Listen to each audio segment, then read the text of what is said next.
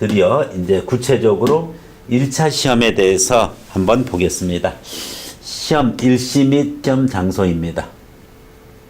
7월 27일 결전의 날입니다.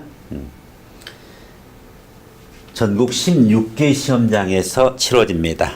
보통 광역시 하나, 도 하나 이렇게 되고 서울은 세 곳에서 시행이 됩니다. 인천 하나, 그렇죠? 경기도 북부 하나, 남부 하나 이렇게 되어 있어요.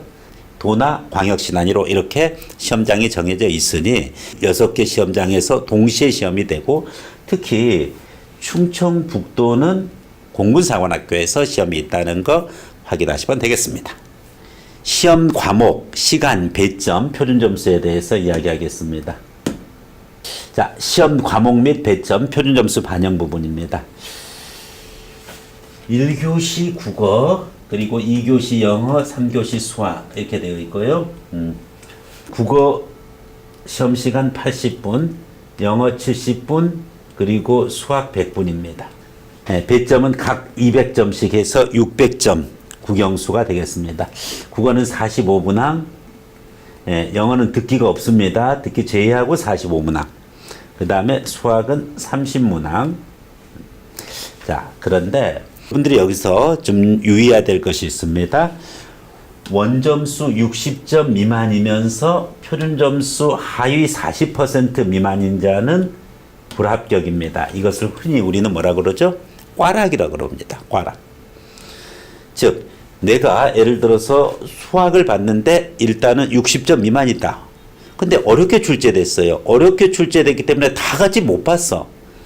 그래서 표준 점수 기준으로는 40% 이상이 나왔으면은 꽈락은 아니에요. 전체를 합산해 봐야 돼요.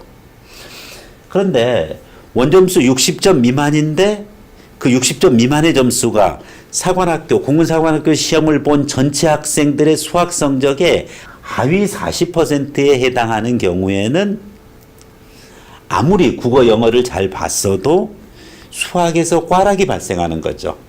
그래서 1차 불합격이 되는 겁니다. 이해되겠죠? 그렇기 때문에 국영수를 어느 정도 고른 성적을 유지해야 되고, 그러면서 총점을 끌어올릴 수 있어야 됩니다. 예전에는 원점수 기준으로 했어요. 그래서 뭐 육사가 뭐 커트라인이 총점이 몇 점이냐, 공사가 몇 점이냐 이제 이렇게 했는데, 지금은 표준 점수화합니다.